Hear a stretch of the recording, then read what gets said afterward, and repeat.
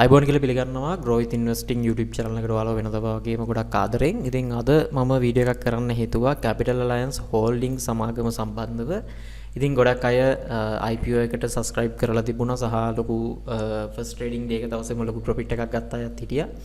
ඉතින් මේක ගැන අපි කලින් වීඩියෝ එකක් කරේ නැහැ. නමුත් දැන් මට හිතුණා මේ වීඩියෝ එක කරන්න මොකද සමහර අය මම දැක්ක කනගාටුවෙන් ඉන්නවා අපරාධේ 40න් 50න් දුන්නේ අපිට තියාගන්න තිබුණා මොකද මේක 70%ක් වෙනකන් මිල ඉහළ යාමක් වාර්තා කරලා තියෙනවා ඉතින් ඒක අපරාධයක් කියලා සමහර අය කනගාටු වෙන අය අපි දැක්කා ඒ වගේම සමහර අයට මේ IPO එකට subscribe කරගන්න බැරි වුණා ඒ කියන්නේ මොකක් හරි ෆයිනෑන්ෂල් ඉෂුව එකක් නිසා කරගන්න බැරි වෙච්ච අය හිටියා. ඉතින් ගැටලුවක් නැහැ.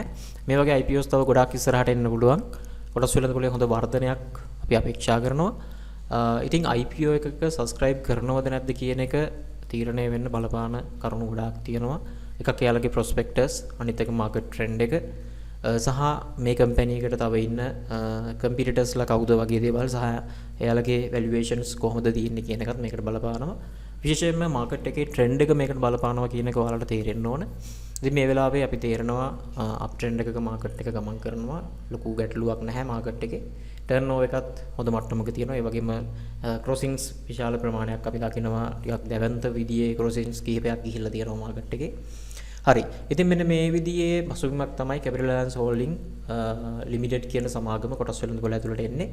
ඉතින් Capital Alliance සමාගමේ තවත් subsidiaries කිහිපයක් මාකට් එකේ මීට කලිනුත් තිබුණා ෆන්ඩ්ස් කීපයක් ගැන අපි වීඩියෝස් කරලා තියෙනවා ඒ වගේම කැල්ටි කියන සමාගමක් තියෙනවා Capital Alliance PLC කියන සමාගම ඉතින් ඒ පසුබිමක් ඇතුළේ තමයි මේ සමාගම කොටස් වෙළඳ පොළට එන්නේ සහ ඒ කලින් ආපු සමාගම් වල IPO වලදී හොඳ ප්‍රතිඵල පෙන්නලා තියෙනවා ඉතින් ඒ විශ්වාසයත් ආයෝජකයන්ට තියෙන්න ඇති මේ මට්ටමකට මේක අරගෙන යන්න ඒ වගේ අපි දැකපු දෙයක් තව තියෙනවා සෝෂල් මීඩියා වල Capital Alliance Holding Limited සමාගමේ සෝෂල් මීඩියා වල ඒක මෙයාලා ගොඩක් ප්‍රොමෝට් කරා සහ මම දැක්කා ඊයේ හවස මෙන්න මේ 17ට ප්‍රයිස් එක ක්ලෝස් වුණාට පස්සේ එයාලා ඒක සෙලිබ්‍රේට් කරලා තියෙනවා අපේ ප්‍රයිස් එක මෙන්න මේ 17න් ක්ලෝස් වුණේ කියන එක. ඉතින් එතනත් අපි යම් තේරුම් ගන්න ඕන දෙයක් තියෙනවා එකක් තමයි ඕනම සමාගමක් ඒක මේක බලන viewer කෙනෙක් වෙන්න පුළුවන් subscribe කෙනෙක් වෙන්න පුළුවන්. එහෙම නැත්නම් හිතන්න අපේ Grow with Investing කියන brand name එක අපි කවදා හරි සමාගමක් බවට පත් කරලා කොටස් වෙළඳ පොලේ IPO එකක් විදිහට ඉදිරිපත් කරනවා. ඉතින් මම ඕන ෆවුන්ඩර් විදිහට මම බලාපොරොත්තු වෙනවා මගේ සමාගම විශ්වාස කරන ආයෝජකයන්ට, ඒ කියන්නේ IPO එකෙන් කොටස් මිලදී ගත්ත ආයෝජකයන්ට first trading day එක දවසේ හොඳ return එකක් ලබා දෙන්න මම කැමතියි. මම බලාපොරොත්තු වෙනවා. ඉතින් මම වගේම මම විශ්වාස කරනවා අනිත් සමාගම් වලත් ෆවුන්ඩර්ස්ලා සහ CEO සහ ඒ ස්ටාෆ් එක කැමති වෙනවා අනිවාර්යයෙන්ම තමන්ගේ සමාගම කොටස් වෙළඳ පොලේ ෆස්ට් ට්‍රේඩින් ඩේ එක දවසේ ඉඳන්ම ඉහළ යනවට. මොකද එතකොට තමයි අනිත් ආයෝජකයන්ට ඒ සමාගම විශ්වාස කරපු ආයෝජකයන්ට ප්‍රතිලාභයක් ලැබෙන්නේ. ඉතින් කවුරුවත් කැමති නැහැ තමන්ගේ රුපියල් 10ට මේ කොටසක් IPO එකෙන් මිලදී ගන්නවා මේක පළවෙනි දවසේම රුපියල් 6ට 5ට 4ට වැටෙනවට කිසිම සමාගමක් කැමති නැහැ. ඉතින් එයාලා ඒ සතුට භුක්ති විඳලා තියෙනවා අපි දැක්කා. ඉතින් ඒක සාමාන්‍ය ස්වභාවය සහ මේ සාමාන්‍ය මේ සිස්ටම් එකේ තියෙන ස්වභාවය. ඉතින් ඒකත් තේරුම් ගන්න ඕනේ. ඒකත් පොඩි හින් මැසේජ් එකක් දෙනවා ඔයාලට. ඒක මට මෙතන ඩිරෙක්ට් කියන්න බෑ ඒක ගැන තව වැඩි දුරටත්. නමුත් ඒක තමයි ස්වභාවය, ඒක තමයි සිස්ටම් එක කියන එක අපි තේරුම් ගන්න ඕනේ මේක ඇතුලේ අපි ඉද්දි. හරි. ඉතින් මේ සමාගමේ කෙනෙක් හිතන්න පුළුවන් මේ දැන් අපිට 70%ම ගන්න බැරි වුණා අපරාධේ. මේ 14යි 90 වගේ ප්‍රයිස් එකකට ගිහිල්ලා ඊට පස්සේ 14යි 80 70 60 ඊට පස්සේ 14යි 10 20 වගේ ප්‍රයිස් එකක යම් වෙලාවක් පැය භාගයක් පැයක් වගේ ප්‍රමාණයක් තිබුණා. ඊට පස්සේ ගොඩක් ඒ ප්‍රයිස් එකේදී ගොඩක් අය විකුණලා තිබුණා. ඉතින් අපි ඒකට ගිහිල්ලා බලමු මේ ට්‍රේඩ් සමරි එකට ගිහිල්ලා මොන වගේ මිල ගණන් වලද මේක විකිනලා තියෙන්නේ කියන එක. සහ මම ඔයාලට මේ වීඩියෝ එකේදී දෙන්න අදහස් කරනවා මේක මෙහෙම ප්‍රොෆිට් එකක් රියලයිස් කරගත්තාම අපි ඒකට වොරි වෙන්න ඕනද? නේ? සාමාන්‍යයෙන් අපි කඩිගනම කියලා තියෙනවා කොටස් වෙළඳ පොළ ඇතුලේ ලාභයක් ගත්තා නම් ඔයා ඒක ගැන සතුටු වෙන්න කියලා. සමහර අය තමන්ට ලැබුණු ලාභය ගැන හිතන්නේ නැතුව තමන්ට නොලැබුණු දේ ගැන හිතලා දුක් වෙනවා, වොරි වෙනවා.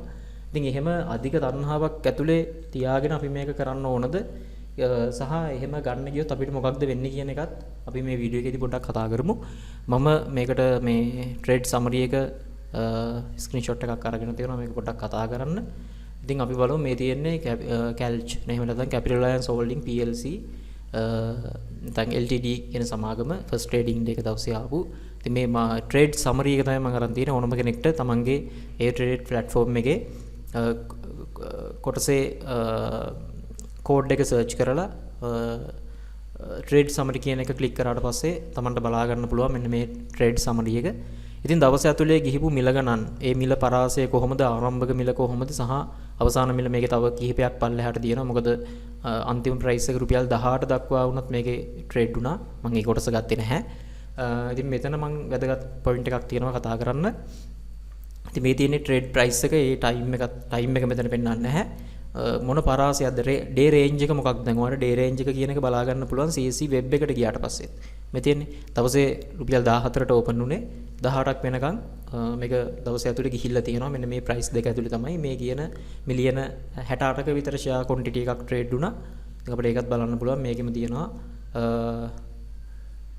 ඒක බලන්න ඔයා යන්න ඕන මෙතන අපි බලපු වෙලාවේ තියෙන මිලියන 55ක්. නමුත් මම දැක්ක අන්තිමට මිලියන 68ක් වෙනකන් සම්පූර්ණ ට්‍රේඩ් එකක් තිබුණා. අපිට ඕනනම් ඒක මම හිතන්නේ CC වෙබ් එකෙත් බලන්න පුළුවන්. මෙන්න මෙතන තියෙනවා ෂෙයා වොලියුම් එක දවස ඇතුලේ කොච්චර ප්‍රමාණයක් ට්‍රේඩ් වෙලා තියෙනවද කියන එක. මිලියන 68ක් වගේ ප්‍රමාණයක් 68,89,583ක කියන ප්‍රමාණයක් තියෙනවා. ඒක සිද්ධ වෙච්ච ගණදුණු සංඛ්‍යාව කොච්චරද? 9,799ක් වෙලා තියෙනවා. ඔන්න ඔය වගේ ඩේටා ටිකක් තියෙනවා. ඒ වගේම මේ සම්පූර්ණ ගණදුණු වල ඒ වටිනාකම් වලින් ගුණ කරාට පස්සේ ලැබෙන ටෝටල් එක අපි කියනවා ටර්න්ಓවර් එක කියලා. ටර්න්ಓවර් එක බිලියනයකට බිලියනය පාස් කරලා තියෙනවා දවස් ඇතුලේ ට්‍රාන්සැක්ෂන්. ඉතින් ඔන්න ඔය වගේ තත්ත්වයක් තමයි තිබුණේ. හරි, අපි නැවත මේකට එමු.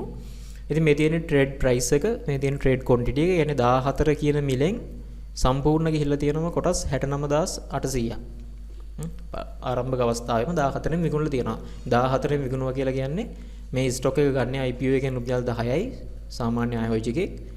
ඊට පස්සේ මේක විකුණන්නේ 14ට. ඒ කියන්නේ රුපියල් 4ක ලාභයක් තියෙනවා. ඒ කියන්නේ එයාට තියෙනවා 140ක ලාභයක් තියෙනවා. හොඳ. පළවෙනි ට්‍රාන්සැක්ෂන් එකෙන්ම 140ක ලාභයක් තියෙනවා කෙනෙක්ට. ඊට පස්සේ 14යි 10 20 14යි 30 14යි 40 ඔය වගේ යනකොට මේ එන්න මේ පර්සන්ටේජ් එක වැඩි වෙනවා. මේක 50 60 ඔය වගේ මට්ටමට ගිහිල්ලා තියෙනවා. ඉතින් අන්තිමට රුපියල් 7ට යනකොට මේක කෙනෙක්ට 170ක රිටර්න් එකක් ඇවිල්ලා තියෙනවා. හරි. ඊට පස්සේ දැන් අපිට මේක බැලුවොත් ට්‍රේඩ් ක්වොන්ටිටි එක දවස ඇතුලේ ගිහපු වැඩිම ක්වොන්ටිටි එක මොකක්ද කියන එක බැලුවොත් මෙන්න මෙහෙම අපිට බලාගෙන එන්න පුළුවන්. එනකොට අපිට පේන තියෙනවා 6 වගේ මිලියන 6ක්. මේ 6ට වඩා වැඩි එකක් බැලුවොත් මෙතන මිලියන 8ක් තියෙනවා අපිට. හරි, දැන් මම මෙතන තියෙන මේවා කතා කරන්න. මෙතනම 7ක් තියෙනවා. එතන වඩාත්ම වැඩිපුර එකම පේනවා මිලියන 8.4ක් තමයි ගිහිල්ලා තියෙන්නේ. ඒකේ ගණදෙනු සංඛ්‍යාවතින් බැලුවත් ගණදෙනු වැඩි ප්‍රමාණයක් සිද්ධ වෙලා තියෙන්නේ ඒ කියන මිල යටතේ. කියන්නේ 14.70 කියන මිල යටතේ. ඒ කියන්නේ 100ට එතකොට දැන් අපි 14.70 කියන එක මේක ආදේශ කරලා බැලුවොත් 10ට මේක ආරම්භ වුණේ. කියන්නේ IPO price එක. එතකොට 14.70 කියන්නේ 4.70ක්. ඒ කියන්නේ 147ක වගේ 46ක 47ක වගේ රිටර්න් එකක් දීලා තියෙනවා. එහෙනම් වැඩි ප්‍රමාණයක්, වැඩි කොටස් වලට ආයෝජනය කරපු ආයෝජකයන් ප්‍රමාණයක් මෙන්න මේ 14.70 කියන තැනදී තමන්ගේ ප්‍රොෆිට් රියලයිස් කරලා තියෙනවා කියන එක පැහැදිලිව පේන්න තියෙනවා අපිට. ඉතින් එහාටත් තව ක්වොන්ටිටි තියෙනවා 15න් වගේ ගිහිල්ලා තියෙනවා. මේ අපිට 14 15 වගේ ලෙවල්ස් ගන්න පුළුවන්.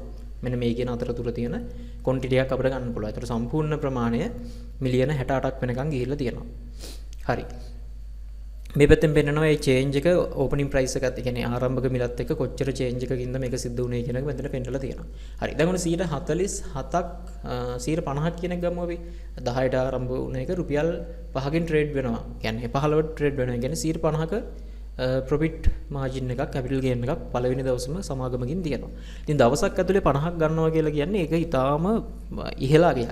අපි දන්නවා සාමාන්‍යයෙන් අපි ලංකාවේ සාම්ප්‍රදායික ආයෝජන ක්‍රමයක් වන ස්ථාවර තැන්පතු නැත්නම් ෆික්ස් ඩිපොසිට් ගැන අපි කතා කරොත් අපි අවුරුද්දක් බලාගෙන ඉඳලා තමයි සාමාන්‍යයෙන් අපිට 100 මේ දවස්වල උපරිම 10%ක් නැත්නම් 9%ක් වගේ amount එකක් ගන්න පුළුවන් වෙන්නේ. මාස 12ක් දවස් 365ක් අපි බලාගෙන ඉඳලා තමයි 9%ක් 10ක් ගන්න වෙන්නේ. හරි. ඉතින් අපි හිතමු මෙතන අපි රුපියල් ලක්ෂයක කියන්නේ ෂෙයාර්ස් 10000ක් අපි ආයෝජනය කරා කියලා.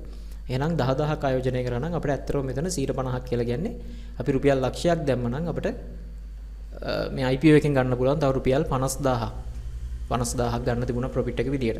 හරි. ඉතින් දැන් අපි මේක FD එකක දැම්ම නම් අපිට අඩුම තරමේ හම්බෙන්නේ උපරිම වශයෙන් හම්බෙන්නේ රුපියල් 10000ක වගේ amount එකක්. ඉතින් අවුරුද්දක් බලාගෙන ඉඳලා හම්බ කරන amount එක වගේ 5 ගුණයක්. මෙතන 10000 වගේ මේක 10000න් බෙදුවොත් 10000 වගේ 5 ගුණයක් තියෙනවා. අන්න 5 ගුණයක් අපි earn කරලා තියෙනවා එක දවසක් ඇතුලේ.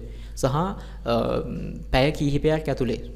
සමහරවිට මිනිත්තු කිහිපයක් ඇතුලේ අපි ඒක earn කරලා තියෙනවා. ඉතින් ඒක ඊටාම වටින ratio එකක්. අපිට කැපිටල් ගේන් එකක් ඒ ලාභය හොඳටම ප්‍රමාණවත් සාමාන්‍ය ආයෝජකයෙක්ට ඒක විශේෂ අවස්ථාවක්. මේ වගේ මට්ටමක් හැම දවසකම මාකට් එකේ නැහැ. මොකද ඒක IPO වලට විතරයි ඒ අවස්ථාව තියෙන්නේ. මොකද අපි දන්නවා ප්‍රයිස් බෑන්ඩ් එකක් තියෙනවා. දවසක් ඇතුලේ කොටසක මිල උපරිම වශයෙන් ඉහළ යන්න හැකියාව තියෙන්නේ 125 කියන මට්ටමින් විතරයි. 125කින් තමයි ඉහළ යන්න හැකියාව තියෙන්නේ. ඉතින් ඒ වගේ දෙගුණයක් එක දවසක් ඇතුලේ ගිහිල්ලා එක විනාඩි කිහිපයක් ඇතුලේ යනවා කියලා කියන්නේ ඒ මට්ටම හොඳටම ඇති කියන එක ඔයා තේරුම් ගන්න ඕන. හරි. ඉතින් ඔයාට වොරි වෙන්න කිසිම හේතුවක් නැහැ. මේ මෙතනින් බැලුවත් අර පළවෙනි පොයින්ට් එකෙන් මම ඔයාලට කියනවා ඔයා සාමාන්‍ය 40%කට වඩා වැඩි රිටර්න් එකක් ගත්තා නම් 40ක් ඕනෙත් නැහැ. ඉතින් ඔයාට අනිවාර්යයෙන්ම 40ක් තියෙනවා. නමුත් මෙතන ඔයා 10%කට වඩා වැඩි රිටර්න් එකක් ගත්තත් ඔයාට කිසිම වොරි වෙන්න දෙයක් නැහැ. මොකද ඔයාට සාමාන්‍ය කාලයක් ඇතුලේ හම්බ කරනවට වඩා වැඩි කැපිටල් ගේන් එකක් මේ අවස්ථාවේ ගන්න හැකියාව ලැබිලා තියෙනවා. ඒකින්ද ඔයා වොරි වෙන්න අවශ්‍ය නැහැ. දෙවෙනි එක තමයි දැන් හිතන්න 14.70 ලොකු වොලියුම් එකක් යනවා. ඊට පස්සේ මේක 10 වගේ මට්ටමකට නැවත අඩු වෙනවා. 14.10 වගේ 14 වගේ මට්ටමකට මේක නැවත අඩු වෙනවා. ඒ අඩු වෙන වෙලාවේ තමයි ටිකක් ওই සෙලින් ටිකක් වැඩි වෙන්නේ. ඒ වැඩි වෙලා තමයි අන්තිමට මෙන්න මේ හරි පොඩක් සෙලින් ටිකක් වැඩි වෙනවා. දැන් එතෙන්දී කෙනෙක් ප්‍රොෆිට් එක රියලයිස් කරගන්නවා 40ක් අරගෙන. නමුත් එතෙන්දී කෙනෙක් හෝල්ඩ් කරගන්නව නම් තියාගන්නව නම් ස්ටොක් එක එයා අනිත් අයට වඩා වැඩි අවදානමක් වැඩි රිස්ක් එකක් එයා ගන්නවා. හරිද? එයා ගන්නවා. එතකොට අපි දන්නවා කොටස් වෙළඳ පොළ ඇතුලේ රිස්ක් ඇන්ඩ් රිටර්න් තමයි තියෙන්නේ. රිස්ක් එක වැඩි නම් රිටර්න් එක වැඩි කියන එක අපි දන්නවා. රිටර්න් එක වැඩි කියන එක දන්නවා. එහෙනම් එයා වැඩි රිස්ක් එකක් වැඩි අවදානමක් එයා අරගෙන තියෙනවා. එහෙනම් මෙන්න මේක තේරුම් ගන්න ඕන. අපි ඒ අවදානම ගන්නේ නැතුව දැන් හිතන්න මම ඒක විකුණුවා නම් මම ඒ අවදානම ගන්නේ නැතුව තමයි මේක විකුණන්නේ. එහෙනම් මට රිටර්න් එක 140ක් ලැබිලා. හැබැයි ඔයා ඒක විකුණුවේ නැහැ කියලා කියන්නේ ඔයා ඒ අවදානම බාරගෙන තියෙනවා. අනිත් අය මාකට් එකේ බය වෙන වෙලාවෙදී ඔයා ඒ අවදානම බාරගෙන තියෙනවා. ඔයා බය වෙන්නේ නැතුව. එහෙනම් ඔයාට වැඩි රිටර්න් එකක් අනිවාර්යයෙන් ලැබෙන්න ඕන. හරි. අන්න එහෙම අයට ඇත්තටම මේ රිටර්න් එක ලැබිලා තියෙනවා. 70 කියන නැත්නම් 68 වගේ රිටර්න් එකක් ලැබිලා තියෙනවා. මොකද මේ ගාන අනිවාර්යයෙන්ම ලැබෙනවා. මොකද මේතෙන්දී මේ ඔයාට කමිෂන් charges ඇඩ් වෙන්නේ නැති නිසා මේ ගාන ඔයාට අනිවාර්යයෙන්ම ලැබිලා තියෙනවා. හරි. ඉතින් ඒක නිසා ඒ රිස්ක් එක ගත්ත කෙනාට තමයි මේ රිටර්න් එක ලැබිලා තියෙන්නේ. ඒක නිසා ඔයා ඒ රිස්ක් එක ගත්තේ නැත්නම් ඔයා ඒක වොයිඩ් කරා නම් ඔයාට ඒක ගැන තවදුරටත් කනගාටු වෙන්න දෙයක් නැහැ. ඔයා ඒ රිස්ක් එක ගන්න කැමති නැති නිසා තමයි ඔයා මේක සෙල් කරේ. එහෙනම් ඒක ගැන ආයෙ වොරි වෙන්න අවශ්‍යතාවයක් නැහැ. ওই දෙවෙනි පොයින්ට් එක. ඒ වගේම තමයි තව කෙනෙක් හිතන්න දැන් මේ වගේ මිලියන අපි හිතමු සම්පූර්ණ දවසේ මිලියන 68ක් තියෙනවා. නමුත් අපි මෙන්න මේ හරිය ගත්තොත් මිලියන 20ක 30ක වගේ ෂෙයාර්ස් අපි විකුණලා තියෙනවා. ආයෝජකයන් විකුණලා තියෙනවා ෂෙයාර්ස්. එතකොට ඒ විකුණපු ෂෙයාර්ස් අලුත් ආයෝජකයන් විසින් මිලදී අරගෙන තියෙනවා. අලුත් ආයෝජක අපි තුමේ අලුත් ආයෝජකයන් අරගෙන තියෙන රුපියල් 15 ගානේ කියලා. එයාලගේ ඇවරේජ් ප්‍රයිස් එක පෙන්නනවා රුපියල් 15ක් කියලා. හරි. ඉතින් 15ක් අන්තිමට ක්ලෝසින් වෙච්ච ප්‍රයිස් එක අපි ගත්තොත් රුපියල් 17 වෙනකම් මේක ගියා. අපි බලමු ඒ වගේ ආයෝජකයෙක්ගේ රිටර්න් එක කොච්චරක්ද කියලා. ඉතින් මේකට කැල් එක පොඩ්ඩක් පාවිච්චි කරලා බලමු. 15කට ගත්ත කෙනාගේ රිටර්න් එක. ඉතින් ඔයාලා සාමාන්‍යයෙන් දන්න දෙයක්. නමුත් මම මේ මාකට් එකේ තියෙන අන්ඩර්ස්ටෑන්ඩින් එක කොහොමද ඔයා හදා ගන්න ඕන කියන එක ගැන කියන්නේ. එතකොට එයා 15ට ගත්තේ 17ට එයා විකුණනවා. අන්තිම වෙලාවේදී එයා 17ට විකුණනවා. එතකොට එයාට තියෙන රිටර්න් එක කීයද? මෙතන රුපියල් 2යි එයාට තියෙන්නේ. එයා බෙදන්න ඕන 15ෙන්. ඒ කියන්නේ එයාට තියෙන්නේ 113ක තරම් වගේ පොඩි නෑ ඒක සාමාන්‍යයෙන්. එයාට තියෙන්නේ 13ක වගේ. ඔයා 140ක් IPO එකට subscribe කරලා හොයනකොට එක දවසක් ඇතුලේ එයා ඊට වඩා වැඩි අවදානමක් අරගෙන හදිසියෙවත් මේ 15ට අරගත්ත වෙලාවෙ ඉඳන් ඊට පස්සේ මාකට් එක වෙනස් වෙලා මොකක් හරි ටැක්ස් එකක් හරි නැත්නම් මොකක් හරි කොරෝනා නිවුස් එකක් හරි එහෙම නැත්නම් පොලිටිකල් චේන්ජස් එකක් මොනවා හරි වෙලා හරි නැත්නම් ලෝකීය යුද්ධයක් ඇති වෙලා හරි මොකක් හරි ප්‍රශ්නයක් වෙලා මාකට් එකට නෙගටිව් නිවුස් එකක් ආව නම් මේ 15 වෙයි ඉඳන් මේක තිබ්බ ගණන් වලටත් වඩා අඩු වෙන්න ලොකු chance එකක් තියෙනවා. ඉතින් 15කට ගත්ත කෙනෙක්ට හිතන්න මේක අඩු වෙනවා කියලා රුපියල් 8ක් 7ක් වගේ වෙනකම් 150කටත් වඩා වැඩි ලොස් එකක් නේ. ඉතින් එයා ගන්නේ දැඩි අවදානමක්. ඒතකොට එයා ගන්න දැඩි අවදානමට එයාට තියෙන්නේ 113ක තරම් වගේ රිටර්න් එකක්.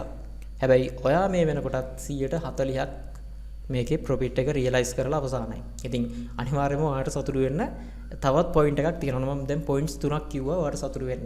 හරිනේ? ඒ වගේම තමයි දැන් අපි මේක සෙල් කරේ නැත්නම් අපි මේක මෙන්න මේ ගණන් වලදී කියන්නේ අපි කියලා කතා කරන්නේ මේ ඉන්න මේක සබස්ක්‍රයිබ් කරපු අය මේක සෙල් කරේ නැත්නම් මෙන්න මේ කියන ප්‍රයිස් එකට මාකට් එක ගමන් කරන්නේ නැහැ. මොකද අපිට කොටසක් විකුණන්න අවස්ථාව ලැබෙනම කියන්නෙම ඒ අනිත් පැත්තෙන් ගත්තාම ඒක මිලදී ගන්න බයස්ලා ගැනුම්කරුවන් නිර්මාණය වෙලා තියෙන්න ඕන. ඉතින් අපිට කවදා හරි මේ ප්‍රයිස් එකට විකුණ ගන්න බැරි වුණා. අපි ළඟ තිබ්බ ස්ටොක් එක අපිට විකුණ ගන්න බැරි වුණා නම් කවදාවත් ස්ටොක් එකක ප්‍රයිස් එක මේ තරම් උඩට යන්නේ නැහැ. එහෙනම් ඔයාගේ ට්‍රාන්සැක්ෂන් එකත් මාකට් එකේ ප්‍රයිස් එක මෙන්න මේ මට්ටමට උඩට යන්න එක හේතුවක් වෙනවා. ඔයා ඒක බයි කරත් ඔයා ඒක සෙල් කරත් ඒ ට්‍රාන්සැක්ෂන් එක මේ සමස්තය අපි දවස් අන්තිම බැලුවහම මෙන්න මේ ප්‍රයිස් එකට ගියා මෙන්න මේ ප්‍රයිස් එකෙන් ක්ලෝස් වුණා කියන එක කියන්න ඔයාගේ ට්‍රාන්සැක්ෂන් එක කොතරම් පොඩි වුණත් ඔයාගේ ට්‍රාන්සැක්ෂන් එකක් දශම ගානකින් හරි උදව් වෙලා උපකාරී වෙලා තියෙනවා. එහෙනම් ඔයා මේ වෙලාවේ විකුණන්නේ නැත්නම් සමහර වෙලාවට ඔයා වගේ අනිත් හැමෝම හිතුවනම් විකුණන්නේ නැහැ කියලා මොකද්ද වෙන්නේ සමහර වෙලාවට මාකට් එක මෙන්න මේ ගානට යන්නේ නැති වෙන්න පුළුවන්. එකක්. අනිත් එක තමයි ඔයා විකුණපු නිසා සමහර වෙලාවට මේක මේ ගානට ගානින් තියෙන්න පුළුවන්. සමහරවිට මේක 100%ක් විතර යන්න තිබිච්ච එකක් තමයි ඔයා විකුණපු නිසා මේක සිද්ධ වුනේ. ඒක මාකට් එකේ ඩිමාන්ඩ් සප්ලයි එක මත තීරණය වෙනවා. ඒක නිසා ඔයා තේරුම් ගන්න ඕන මෙන්න මේ ඩිමාන්ඩ් සප්ලයි කියන්නේ මොකක්ද? ඒක මාකට් එකට බලපාන්නේ කොහොමද? සහ ඔයාගේ පොඩි ට්‍රාන්සැක්ෂන් එක පවා කොටස් වෙලඳ පොළට යම් කිසි දශම සංඛ්‍යාත්මකව හරි යම් බලපෑමක් ඇති කරනවා කියන එක ඔයා තේරුම් ගන්න ඕන. ඒක නිසා ඔයා ගත්ත ප්‍රොෆිට් එක ගැන කිසිම වෙලාවක ඩිසපොයින්ට් වෙන්න එපා. ඔයාට ලැබුණේ හොඳම අගය සහ දැන් අනිත් පැත්තෙන් හිතන්න මාකට් එකේ ඔයා ප්‍රොෆිට් එකක් ගන්නවා වගේම මම මේ කතාව කලිනුත් මම කියලා තියෙනවා මගේ වීඩියෝස් වල තව කෙනෙක් මාකට් එකේ ප්‍රොෆිට් එකක් ගන්න ඕන. ඔයා 10න් අරගෙන 14ට 15ට විකුණනවා 15න් අරගෙන එයා බලාපොරොත්තු වෙනවා එයාත් ප්‍රොෆිට් එකක් ගන්න. එයා ලොකු අවදානමක් අරගෙන ඔයාට වඩා වැඩි එයාත් බලාපොරොත්තු වෙනවා මේක රුපියල් 17 18 20 වගේ ලෙවල්ස් වලට යයි කියලා. හැබැයි සඳ දවසට මාකට් එක ඕපන් වුණාට පස්සේ මේක කඩාගෙන වැටුනොත් දැන් 17න් 18න් 16න් 16යි 50න් අරගත්ත අය ගොඩාක් බලාපොරොත්තු තියාගෙන මේක ඉන්නවා තව ටිකක් මේක උඩට යයි කියලා. ඉතින් ඒ අවදානම ගන්න පුළුවන් කෙනෙක් ඊළඟ දවස්වලදීත් මේක මිලදී ගන්න ඉදිරිපත් වෙයි. හැබැයි ඒ වෙනකොට මාකට් එකේ මොනවා හරි මාකට් එකේ විතරක් නෙමෙයි ආර්ථිකයේ යම් මොනවා හරි නිවුස් ඇවිල්ලා තිබුණොත් බෑඩ් නිවුස් මොනවා හරි ඇවිල්ලා තිබුණොත් මොන හරි දේවල් සිද්ධ වෙලා තිබුණොත් අන්න ලොකු අවදානමක් තියෙනවා ඒ අයට. ඉතින් ඒ අරගත්ත අවදානම සමහර වෙලාවට යන්න ලොකු chance එකක් තියෙනවා. ඉතින් මම මේ වෙලාවේ මේ කතා කරේ buy sell recommendation එකක් නෙමෙයි. මම මේකේ තියෙන මේ தত্ত্বය මේක කොහොමද මේ මට්ටමට ගියේ? ඒකට ඔයාගේ දායකත්වයක් තිබුණා. ඒ වගේම ඔයාට ලැබුණු profit එක ඊටාම ප්‍රමාණවත් කියන එක ඔයාට තේරුම් ගන්න තමයි සහර ගොඩාක් අය කමෙන්ට්ස් දාලා තිබ්බා සෝෂල් මීඩියා වල groups ඇතුලේ මේ අපරාධ මේක සෙල් කරේ කියන වගේ අදහසින්. ඉතින් ඒක නිසා ඒක ගැන තේරුම් ගන්න. ඒ වගේම අර මම කිව්ව සමාගමක් තමන්ගේ ෆස්ට් ට්‍රේඩින් ඩේ කේ දවසේ බලාපොරොත්තු වෙන්නේ මොකක්ද කියන එකත් මේ වෙලාවේ ලෝට ගන්න. ඒක ගැන මම වැඩි විස්තර කතා කරන්න යන්නේ නැහැ. ඉතින් මේ වගේම තමයි කැපිටල් ලයන් සමාගමේ අනිත් සමාගමුත් ෆස්ට් ට්‍රේඩින් ඩේ එකේදී හොඳ රිසල්ට් පෙන්නලා තියෙනවා. ඒ වගේම මේ සමාගම මොන ඉන්ඩස්ට්‍රි එකක වැඩ කරනවද කියන එක ඔයාලට කම්පැනි ප්‍රොෆයිල් එකේ බලා ගන්න පුළුවන්. තාම මෙයාලගේ chart එක නම් පෙන්වන්නේ නැහැ. ඉතින් ඒ පෙන්වන්න නැති නිසා තමයි මම කැලිටි එක කියන එක ඕපන් කරගත්තේ. ඔයාලට මෙතන පොඩ්ඩක් පැහැදිලි කරන්න මේක. මේ තියෙන කැපිටල් ලයන් සමාගමේ කැපිටල් ලයන්ස් PLC සමාගමේ IPO එක. ඉතින් ඒක ආපු මිල ඔයාලට මතක ඇති. ඒ වගේම මේක ගිහපු ට්‍රාන්සැක්ෂන් එකේ මේ ෆස්ට් ට්‍රේඩින් ඩේ එකේ දීපු රිටර්න් එක ඊට පස්සේ මොකද්ද සිද්ධ වුනේ සහ ඊට පස්සේ කොතෙන්ටද මේ සමාගම ගියේ. ඉතින් මේ හැම එකක්ම යන්න රීසන් එකක් තියෙනවා. මේ ප්‍රයිස් ලයින් එකක් කියලා කියන්නේ නිකම්ම නිකන් රේඛාවක් නෙමෙයි. මේ හැම දවසකටම මේ ප්‍රයිස් එක ඉහළ පහළ යන්නේ මේ හැම දවසකටම කතාවක් තියෙනවා. ඇයි මේක මෙහෙම ඉහළ ගියේ පහළ ගියේ කියන එක. ඉතින් මේ කතාව ගැන දැනගන්න ඕන. ඔයා ඒක තේරුම් ගන්න ඕන. ඔයා ඒක අවබෝධයෙන් ඉන්න ඕන. ඔයා කොටසක් බයි කරන්න යද්දී ඒ කතාව නොදන්නවා නම් බිස්නස් එකේ නේච් එක නේද? මොකක්ද ඔයා කරන්න යන්නේ? ඔයාට බිස්නස් එක ගැන අන්ඩර්ස්ටෑන්ඩින් එකක් තියෙන්න ඕනේ. ඒකට බලපාන ෆැක්ටර්ස් මොනවද කියන එක තේරුම් ගන්න ඕන. ඉතින් ඒව ගැන අපි පොඩි වීඩියෝස් කරලා තියෙනවා සමහර තැන්වල. ඒ කියන්නේ සමහර වීඩියෝස් වල පොඩි තැන් අපි කතා කරලා තියෙනවා. ඉතින් ඔයාට මේව ගැන තව වැඩිදුරට ඉගෙන ගන්න පුළුවන් අපිත් එක්ක කෝසස් වලට සම්බන්ධ වෙලා. කොහොමද මේ මාකට් එක ගැන හරි අන්ඩර්ස්ටෑන්ඩින් එකක් හදාගන්නේ, මාකට් එකේ ඉන්වෙස්ට් කරන්න ඕන ක්‍රමය ගැන හරි අවබෝධයක් හදාගන්නේ කොහොමද කියන එක ගැන අපේ කෝසස් වලට ජොයින් වෙන්න පුළුවන්. ඒ වගේම මම මේ වීඩියෝ එක පොඩි අවස්ථාවක් කරගන්නවා මේ කොටස් වෙළඳ පොලේ ගිණුමක් ආරම්භ කරන්න තාමත් බලාපොරොත්තු වෙමින් ඉන්න අය කොහොමද කරන්න ඕන. සමහර මම දකිනවා ගොඩාක් groups වල මිනිමම් ඉන්වෙස්ට්මන්ට් එකක් තියෙනවද, මේ ප්‍රශ්න ගොඩාක් තියෙනවා. ඉතින් ඒකට අපිට ඔයාලට සපෝට් කරන්න පුළුවන් මේ ඔන්ලයින් ප්ලැට්ෆෝම් එක ගන්න. ඒ වගේම accounts open කරන්න ක්‍රමවේදයක් ඔයාලට හදලා දෙන්න පුළුවන්. ඉතින් අර වෙන එක ආයතනවල accounts තියාගෙන, කියන්නේ අපි දෙනවා support එකක්. නමුත් අර වෙන ආයතනවල accounts තියාගෙන recommendation අපෙන් ඉල්ලන්න අපිට දෙන්න හැකියාවක් නැහැ. එතකොට ඒක තීරුමක් නැති වැඩක්. සහ මොනවා හරි ප්‍රශ්න තියෙනවා නම් inbox අහන්න එපා කියලා කියනවා. අපි YouTube වීඩියෝ එකටම ඒවා කමෙන්ට්ස් විදියට ඉදිරිපත් කරන්න. එතකොට අපිට පුළුවන් වෙනවා ඔයාලට ඒවට සම්බන්ධ වීඩියෝස් ඉදිරිපත් කරන්න. මොකද එතකොට ඔයාලගේ ටයිම් එකටත් වැලියු එකක් ලැබෙනවා. අපේ ටයිම් එකටත් වැලියු එකක් ලැබෙනවා. ඉතින් ඒකත් මතක් කරන ගමන් මම මේ වීඩියෝ එක අවසන් කරනවා. මම හිතනවා මගේ වීඩියෝ එකේ පරමාර්ථය අරමුණ ඔයාලට පැහැදිලි වෙන්නේ නැති. ඉතින් මම මේ වෙලාවේ කිසිම වෙලාවක මේක ඕවර් වැලියුඩ්ද වැලියුඩ්ද කියන එක මම කතා කරන්න ගියේ නැහැ. ඒක කතා කරන්න මේ වෙලාව සුදුසු නැහැ. ඒක ආයෝජකයන් තීරණය කරයි. මොකද්ද වෙන්න ඕන කියන එක. ඉතින් මම කතා කරේ මේක ඇතුලේ සාරාංශගත කරොත් මේ සමාගමේ මිල කොහොමද මේ තරම් උඩට අරගෙන ආවේ? ඒකේ රිටර්න් එක ගත්ත කෙනෙක් ඒක ගැන මේ තෘප්තිමත් වෙන්න ඕනද නැද්ද? සහ තව කෙනෙක් මේ මිල ගණන් වලින් මේකට එන්ටර් වෙනවා නම් එයා ගන්න අවදානම් මොන වගේ එකක්ද කියන එක ගැන පොඩි අවබෝධයක් වඩ දෙන්න. ඉතින් මම හිතනවා මේ වීඩියෝ එකෙන් ඔයාලට වැදගත් දෙයක් ලැබෙන්නේ නැති කියලා. එහෙනම් අපි තවත් වැදගත් වීඩියෝ එකකින් ඔයාලව හම්බ වෙමු. channel එක subscribe කරගන්න, කමෙන්ට් එකක් දාන්න අනිවාර්යයෙන්. එහෙනම් ඔයාලා හැමෝටම ජය. ඉදිරියටත් අපිත් එක්ක වීඩියෝස් වලට රැඳිලා ඉන්න. වීඩියෝ එකක් දාපු ගමන් බලන්න මේ bell icon එක click කරගන්න කියලා මතක් කරනවා.